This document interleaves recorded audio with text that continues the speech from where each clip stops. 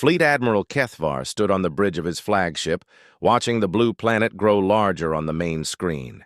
His four arms moved across the control panels with practiced ease, while his large black eyes studied the data streams flowing before him. The planet looked beautiful from this distance, swirls of white clouds over blue oceans and brown land masses. It reminded him of many worlds he had conquered before. The Zephyrian hegemony had been expanding across the galaxy for over 3,000 years. They were masters of space, creators of living ships that could heal themselves and weapons that could crack moons in half. Their biotechnology was beyond what most species could even imagine. When they arrived at a new world, resistance was usually brief and pointless. "Admiral," called out his sensor operator, "we are picking up electromagnetic signals from the planet's surface. The patterns suggest they have basic technology, maybe early radio and primitive computers." Kethvar nodded. This was what their scouts had reported months ago. The third planet from the star showed signs of a young civilization. They had not yet learned to travel between stars, which made them perfect targets for conquest. The hegemony preferred to take worlds before their inhabitants became too advanced to control easily. "Any signs of space-based defenses?" the Admiral asked. "None that we can detect, sir. There are some small objects orbiting the planet, but they appear to be satellites for communication and observation. No weapons detected." "Good. What about their population?" "Estimates suggest around 8 billion individuals spread across several continents. They appear to be a single species, though our data is limited." Kethvar smiled, showing rows of sharp teeth. 8 billion was a good number, large enough to provide useful workers and soldiers for the hegemony, but not so large that managing them would be difficult. Once they were properly conditioned and integrated into Zephyrian society, they would serve the Empire well. The Admiral turned to look at his fleet through the transparent walls of the bridge. 200 ships floated in perfect formation around his flagship. Each vessel was a work of art. Their living hulls pulsed with soft light as blood-like fluids flowed through their veins. The ships were grown, not built, in vast biochambers on the hegemony's core worlds. They could repair damage by themselves, adapt to new threats, and even reproduce if given enough time and resources. The smallest ships in his fleet were the corvettes, sleek vessels about 200 meters long, that moved like fish through space. Then came the destroyers and cruisers, each larger and more powerful than the last. At the center of the formation was his own dreadnought, a massive creature of biometal and living tissue that stretched for over a kilometer. "Sir," the communications officer spoke up, "we are receiving a transmission from the planet." "Already? They detected us?" "It appears so, Admiral.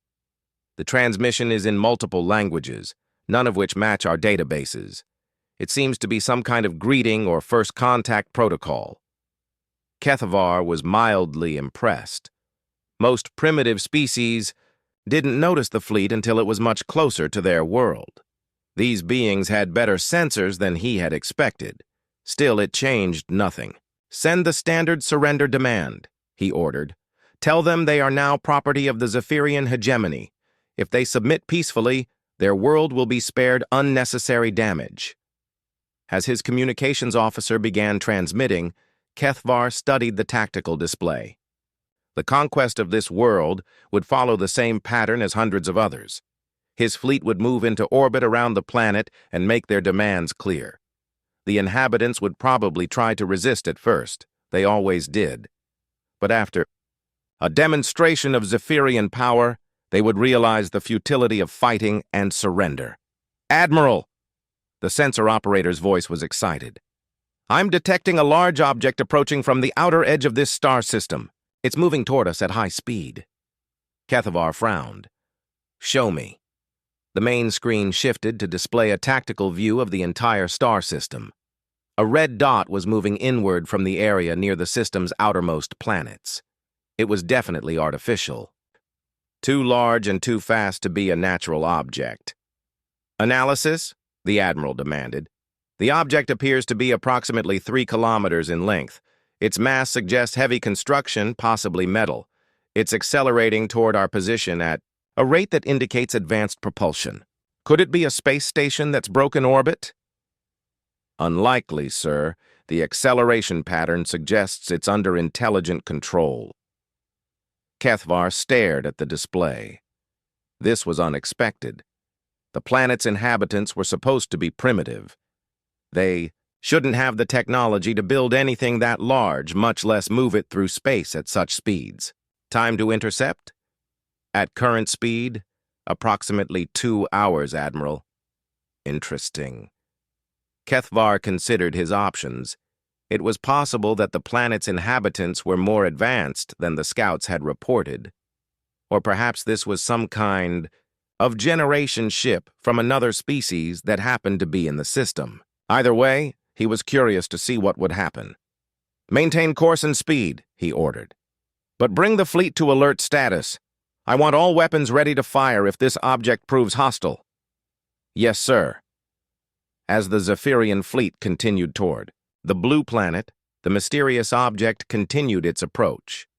Kethvar had conquered worlds defended by massive space stations before.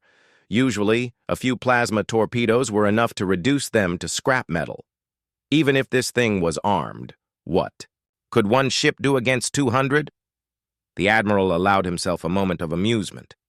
Perhaps the inhabitants of this world thought they could frighten away the mighty Zephyrian hegemony with a single vessel. It was almost touching in its naivety. He had seen this kind of desperate gesture before. A lone ship or station rushing out to face an entire fleet in a hopeless attempt to buy time for evacuations or negotiations. "Sir," the sensor operator called out again, "the object has changed course slightly. It's definitely heading directly for us now." "Any communication attempts?" "None detected, Admiral. It's maintaining communication silence." Kethvar nodded, silent and determined. These beings had some courage at least. He could respect that, even if it was ultimately pointless. "When the object reaches weapons range, order Captain Zelth to intercept it with his corvette squadron. A few warning shots should make their intentions clear." "Yes, Admiral." The bridge settled into the quiet efficiency that came before battle. Crew members checked their stations and ran through pre-combat procedures. The ship's bioneural networks pulsed faster as they prepared for action. Weapon systems that had been dormant began to wake up, drawing power from the ship's multiple hearts. Kethvar watched the tactical display and tried to imagine what was going through the minds of whoever was controlling that approaching vessel. Did they really think they could make a difference? Did they understand what they were facing? The Zephyrian hegemony had crushed civilizations that had ruled entire star systems. What could one primitive world possibly do against such power? Soon, he would have his answers, and soon this star system would have new masters. Captain Sarah Chen stood in the center of the bridge, her hands clasped behind her back as she watched the alien fleet grow larger on the main display. The UES Indomitable moved through space like a metal mountain, its 3-kilometer hull bristling, with weapons that had never been tested in real combat. "Until today, distance to target?" she asked calmly. 50,000 kilometers and closing, Captain," replied Lieutenant Torres at the navigation station. "The alien fleet is maintaining formation, no changes in their approach." Sarah nodded. She had been preparing for this moment for 18 months, ever since the first alien probe had been detected at the edge of the solar system. That probe had been captured and studied, revealing technology far beyond anything humanity possessed. But it had also revealed something else. The aliens had seriously underestimated Earth. "Communications? Any response to our greeting?" she asked. "Negative, Captain. They sent us what appears to be a surrender demand about an hour ago. Multiple languages, but our computers have been working on translation. The message basically says we now belong to something called the Zephyrian hegemony." Sarah almost smiled. The aliens clearly thought they were dealing with a primitive civilization. They had no idea what humanity had accomplished in the past year and a half. When the world's governments had finally accepted that an alien invasion was coming, every nation on Earth had put aside their differences and worked together with a single purpose: survival. "Weapon status!" she called out. "All systems green, Captain," reported Commander Jackson from the tactical station. "Railguns loaded and ready. Missile tubes are armed with nuclear-tipped warheads. The main particle beam array is charging and will be ready to fire in 10 minutes. Good. Remember, we need to make this first shot count. They don't know what we're capable of yet, and surprise is our biggest advantage." The Indomitable was humanity's greatest achievement, and its most desperate gamble. Every major industrial nation on Earth had contributed to its construction. Asteroid mining operations had been converted to gather raw materials. Space elevators worked around the clock to transport components to the construction site beyond Luna. The ship represented the combined knowledge and effort of 8 billion people who knew their survival depended on this one vessel. Sarah walked to the communication station and picked up the transmitter. "Open a channel to the alien fleet," she ordered. "Channel open, Captain. Attention, Zephyrian fleet. This is Captain Sarah Chen of the United Earth ship Indomitable. You are entering Earth's solar system without permission. We are a peaceful species, but we will defend our home. Turn around and leave, or we will be forced to take action." She set down the transmitter and returned to her position. Around her, the bridge crew worked with calm efficiency. These were the best officers Earth had to offer. Pilots who had trained on Mars, engineers who had built the first fusion reactors, scientists who had unlocked the secrets of antimatter. They knew the odds were against them, but they also knew they were fighting for everything they held dear. "Captain," called out the sensor operator, "one of their smaller ships is breaking formation. It's heading directly for us." Sarah studied the tactical display. The approaching vessel was sleek and organic-looking, about 200 meters long. According to their intelligence, it was probably a corvette, the smallest type of warship in the alien fleet. "They're testing us," she said. "They want to see what one of their smaller ships can do against us before committing their entire fleet." "Orders, Captain?" Sarah considered her options. The smart move would be to target the corvette with everything they had and destroy it as quickly as possible. But she also wanted to send a message to the rest of the alien fleet. "Load Tube 7. With a spread of kinetic kill vehicles," she ordered. "Set velocity for 15% of light speed. Target the approaching corvette." "Kinetic kills loaded and ready, Captain. Targeting solution locked." "Fire." The Indomitable shuddered slightly as the magnetic accelerators fired. 3 tungsten rods, each weighing several tons, shot out from the ship at incredible speed. They were simple weapons, no explosives, no guidance systems, just dense metal moving faster than anything had a right to move. The alien corvette never had a chance. The first rod struck it amidships and passed completely through the vessel before the alien crew even knew they were under attack. The second and third rods followed microseconds later, turning the elegant bioship into a cloud of superheated plasma and debris. "Direct hit," reported the tactical officer unnecessarily. "Target destroyed." The bridge fell silent for a moment. They had just killed their first aliens, and probably not their last. Sarah felt the weight of that responsibility, but she also felt something else: satisfaction. The enemy had come to destroy her world, and now they knew humanity would not. "Go quietly. Captain, the alien fleet is responding," the communication officer announced. "Multiple ships are changing course toward us. Looks like 12 vessels, destroyer class." Sarah studied the tactical display. 12 ships against 1. The aliens were being more cautious now, but they were still treating this as a minor problem that could be solved with superior numbers. "How long until the particle beam is ready?" 6 minutes, Captain. "And our missiles?" "Ready to fire on your command. Launch all tubes. Set the warheads for proximity detonation. I want a wall of nuclear fire between us and those destroyers." The Indomitable's missile tubes opened and began firing. 400 nuclear-tipped missiles streaked away from the ship, their engines burning bright in the darkness of space. Each missile was equipped with a basic artificial intelligence that could adapt to enemy countermeasures and choose its own detonation point for maximum effect. "Missiles away," reported the tactical officer. "Time to target, 90 seconds. "Excellent. All hands, prepare for evasive maneuvers. Those destroyers will probably return fire as soon as our missiles reach them." Sarah watched the display as the missiles raced toward the alien ships. The destroyers had noticed the incoming attack and were beginning to move, but they seemed confused by the number of warheads heading their way. Their own weapons were charging, but they appeared to be designed for ship-to-ship combat at closer range. 60 seconds to impact," called out the tactical officer. "Captain," the sensor operator added, "the particle beam array is fully charged and ready to fire. Lock onto the lead destroyer. Fire as soon as the missiles detonate." The first nuclear warheads reached the alien formation and exploded in brilliant flashes of light. The electromagnetic pulses from the detonation seemed to confuse the alien ships. Their formation wavered as bio-neural networks struggled to cope with the interference. Before they could recover, the main particle beam fired. The beam was invisible in the vacuum of space, but its effects were devastating. It struck the lead destroyer and cut through its hull like a sword through paper. The alien ship broke apart in a series of secondary explosions as its internal systems overloaded.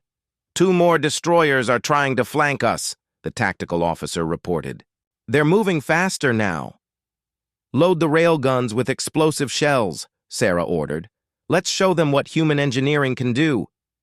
The battle for Earth's solar system had begun, and humanity was not going down without a fight. Admiral Kethvar stared at the tactical display in disbelief. Where moments before a corvette had been approaching the human vessel, now there was only expanding debris and cooling plasma. The destruction had been so sudden and complete that his sensor operators were still trying to understand what had happened. "Analysis," he barked, his forearms gripping the sides of his command chair. "Admiral," the sensor operator's voice trembled. "The human ship fired 3 projectiles at high velocity. Impact speed was approximately 15% of light speed. The kinetic energy release was equivalent to a medium plasma torpedo." Kethvar's black eyes widened. 15% of light speed? That was impossible for a primitive species. Even Zephyrian weapons rarely achieved such velocities, and they used exotic matter and gravitational manipulation to do so. How had these beings accelerated simple projectiles to such speeds?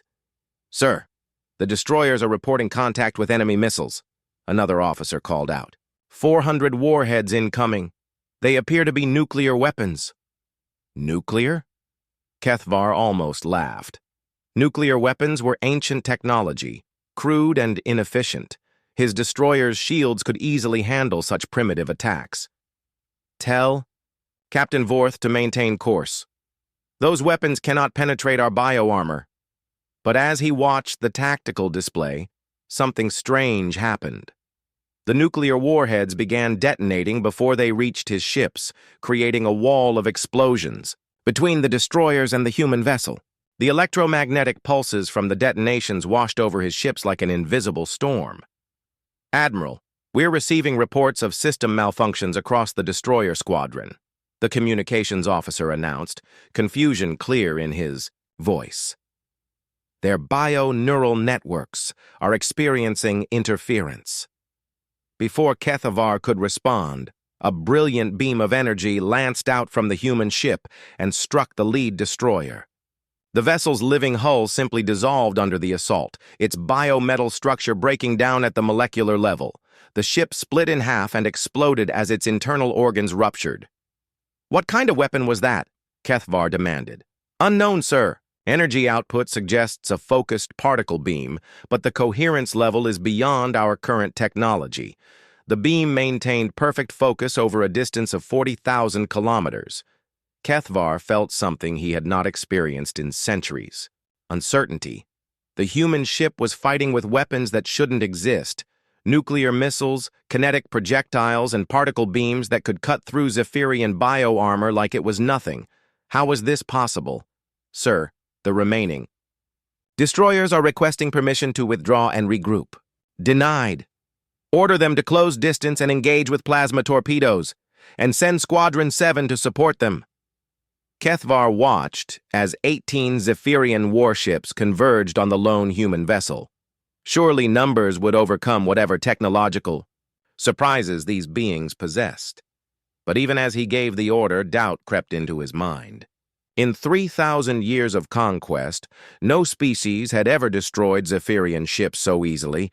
The human vessel responded to the new threat by firing its railguns. Explosive shells streaked across space and detonated among his ships. Each explosion sent thousands of metal fragments flying at incredible speeds, shredding the delicate sensor arrays and weapon pods that extended from the bio-ships' hulls. "Admiral, we're losing ships faster than they can regenerate," the tactical officer reported. "The humans are using multiple weapon types simultaneously. Our captains don't know which threat to prioritize." "How many destroyers have we lost?" 7.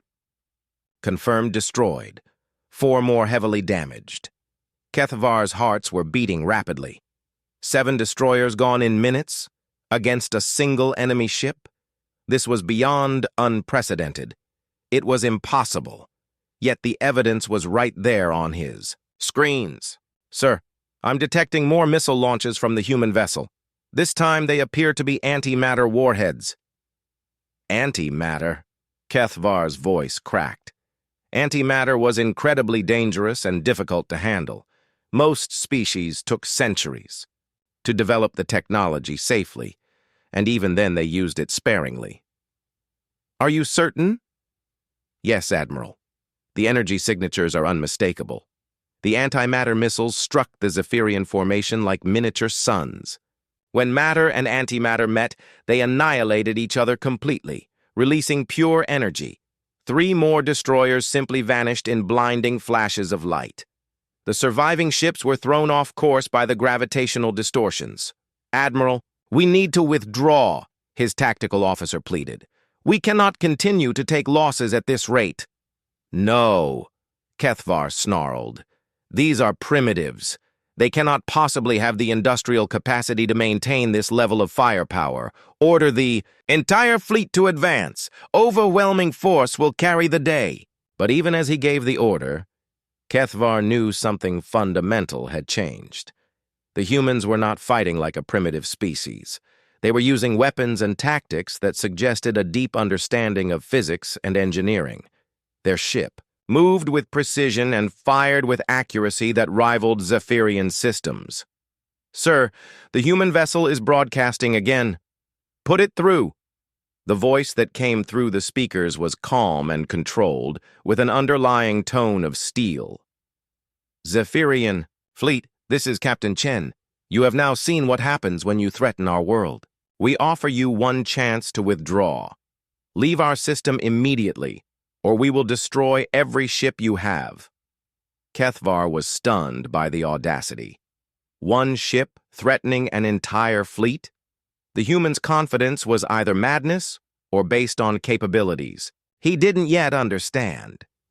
"Admiral," the sensor operator called out urgently, "I'm detecting massive energy buildups throughout the asteroid belt. There are dozens of hidden installations powering up." "What kind of installations?" "Unknown, sir. But they're jamming our communications with the home fleet. We cannot call for reinforcements." The truth hit Kethvar like a plasma torpedo to the gut. This was not a desperate last stand by a primitive species.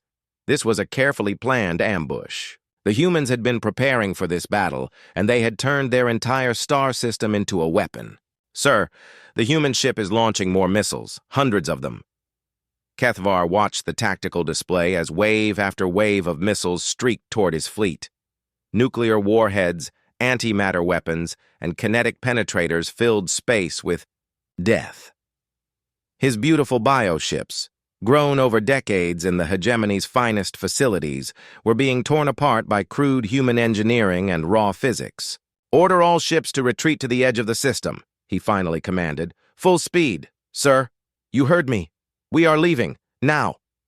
As the Zephyrian fleet began its humiliating withdrawal, Kethvar stared at the human ship on his screen. It sat motionless in space, surrounded by the wreckage of his finest vessels, like a predator watching wounded prey flee.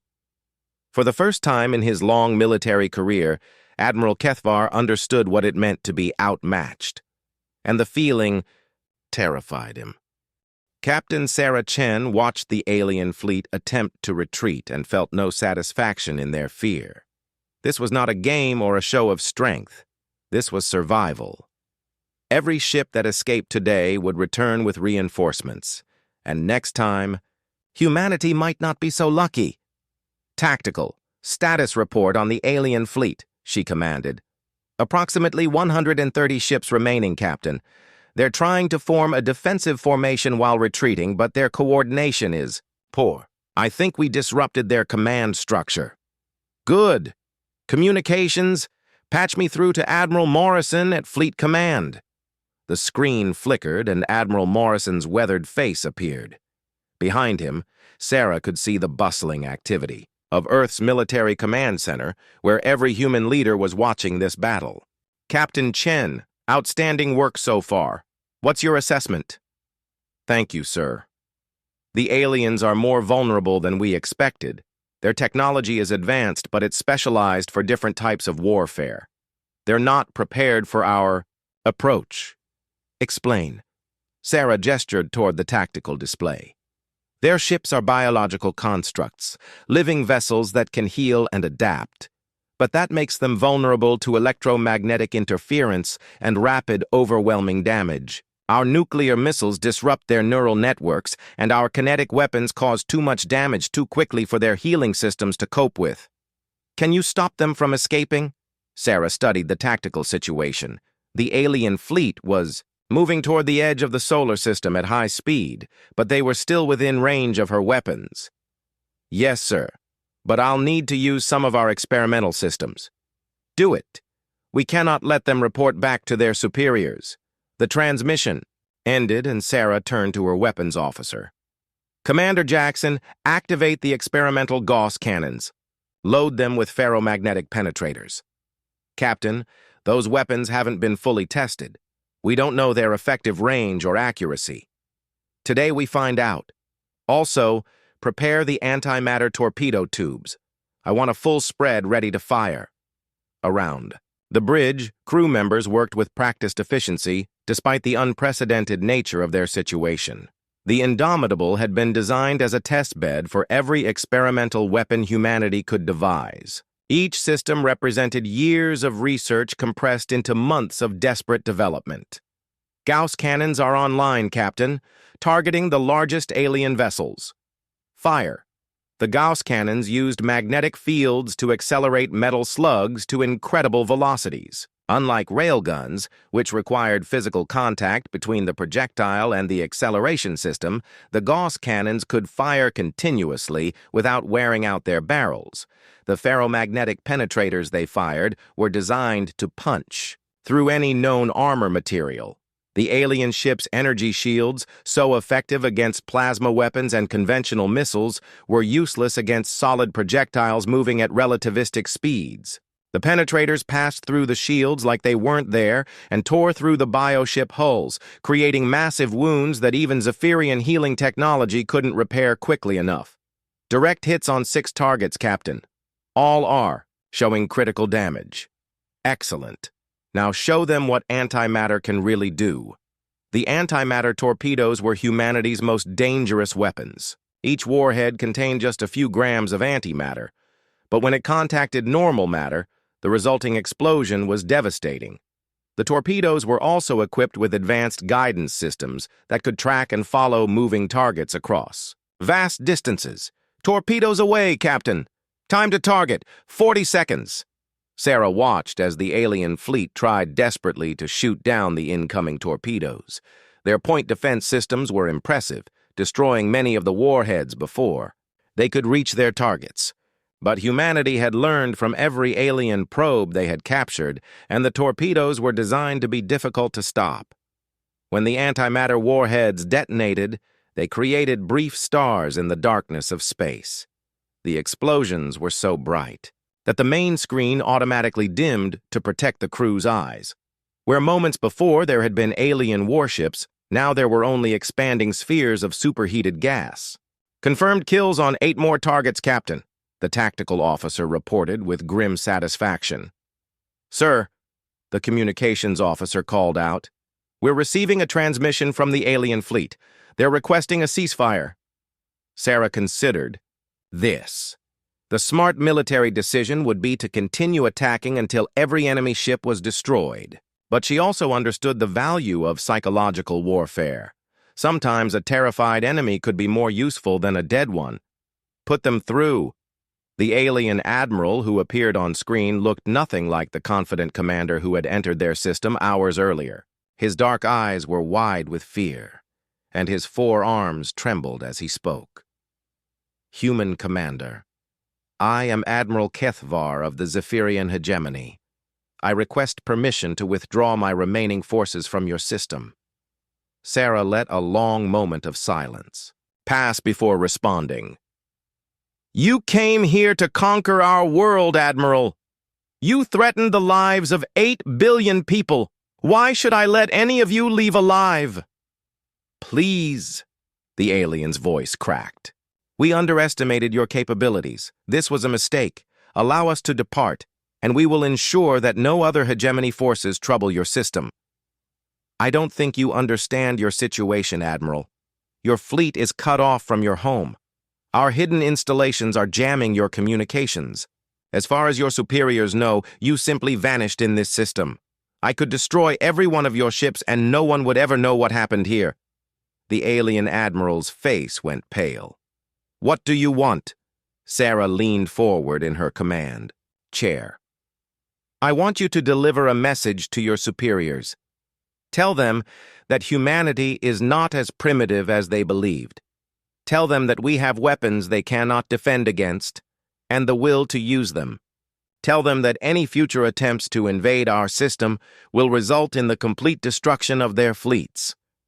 And if I deliver this message, then I'll let 17 of your ships leave. The rest will remain here as a reminder of what happens when someone threatens Earth." Admiral Kethvar looked at his remaining fleet on his own tactical display. Of the 200 magnificent vessels he had brought to this system, only a fraction remained functional. The human was offering him a chance to save some of his crews, but the price was admitting defeat to a species his people considered inferior. 17 ships, he repeated quietly. 17 ships, Admiral. Choose them carefully." Sarah cut the transmission and turned to her crew. "Continue targeting their vessels, but be selective. I want to leave the 17 most damaged ships intact. Let them struggle home with their wounded and their shame." "Captain," Commander Jackson asked quietly, "do you really think this will work? That they'll leave us alone?" Sarah looked at the tactical display, where the remaining alien ships were clustering together like frightened animals. "Maybe not forever, Commander, but it will buy us time. Time to build more ships like this one. Time to prepare for whatever comes next." She stood and walked to the main screen, looking out at the debris field that marked humanity's first victory in interstellar warfare. Besides, word of this battle will spread. Other species will hear how a primitive world destroyed a hegemony fleet. Some of them might want to be our allies instead of our enemies. The battle was ending, but Sarah knew the war was just beginning. Humanity had announced its presence to the galaxy in the most dramatic way possible. Now they would have to live with the consequences. 6 hours after the battle began, Admiral Kethvar found himself aboard one of the 17 surviving ships, watching his once mighty fleet limp toward the edge of the human star system. The vessels that remained were barely functional, their biohulls scarred and bleeding, their weapon systems dark, their crews traumatized by what they had witnessed. The human ship, the Indomitable, followed them at a respectful distance. Its massive form remained undamaged despite facing an entire fleet. Occasionally, it would fire a warning shot past any Zephyrian vessel that moved too slowly, reminding them that they existed only because the humans allowed it. "Admiral," his communications officer said quietly. The humans are transmitting again. Put it through. Captain Chen's image appeared on the screen, and Kethavar was struck by how calm she looked. Her species had just fought their first interstellar war, yet she showed no signs of stress or excitement. She spoke with the confidence of someone who had always known this outcome was inevitable. Admiral Kethavar, you are now at the edge of our system. Before you leave, I want to make sure you understand the message you're carrying back to your superiors. I understand, Kethavar replied, his voice barely above a whisper. Do you? Let me be clear. Today you encountered one ship built by a species you considered primitive. We have 47 more vessels like this one under construction. Our industrial capacity is growing every day. Our weapons technology improves with each test. And most importantly, we are very, very good at building things that destroy other things. Kethavar's 4 hearts skipped a beat. 47 more ships like this one? The single human vessel had destroyed most of his fleet. What could 48 of them do? But Admiral, Captain Chen continued, we prefer peace to war. Any species that comes to our system in friendship will be welcomed. We are eager to trade, to learn, to share knowledge with other civilizations. The choice of how humanity interacts with the galaxy rests with those who choose to interact with us. And if they choose war, then they will join the debris field behind you. The transmission ended, and Kethavar stared at the empty screen. Around him, his bridge crew worked in shocked silence. Many of them had served in the hegemony fleet for decades, conquering world after world with casual ease. Today, they had learned what it felt like to be on the losing side. Admiral, the navigation officer called out, we have cleared the system's outer boundary. Jump drives are available. Set course for hegemony space, Kethavar ordered. Maximum speed. As his ships entered faster-than-light travel, Kethavar began composing the report he would have to deliver to the Hegemony Council. How could he explain what had happened? How could he make them understand that a species they had dismissed as primitive had technology that could threaten the entire empire? The truth was almost impossible to believe. The humans had not just built powerful weapons, they had built weapons specifically designed to counter Zephyrian advantages. Their nuclear missiles disrupted bio-neural networks. Their kinetic weapons overwhelmed healing systems. Their particle beams cut through bio-armor like it was made of paper. It was as if the humans had studied Zephyrian technology for years and developed counters to every strength. But that was impossible. The first contact between their species had happened only hours ago. Or was it? Kethavar remembered the probe missions that had been sent to survey the human system. Those probes had never returned, assumed lost to equipment failure or natural hazards. But what if they hadn't been lost? What if the humans had captured them and learned from them? The more he thought about it, the more sense it made.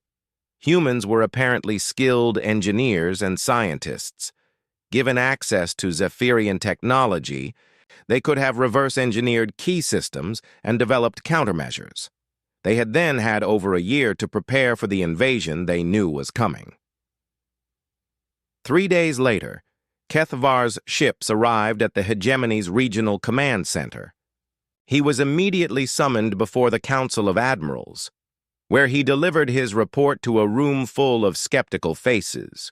You're telling us, said Admiral Yextar, the Council's senior member, that a single primitive vessel destroyed 183 ships of the line? Yes, Admiral. That's impossible. I have the sensor logs to prove it, Kethavar replied, and I have the testimony of every surviving crew member. The Council members exchanged glances. Some looked angry, others confused, all looked shaken by the implications of what they were hearing. What kind of weapons did they use? Asked another admiral.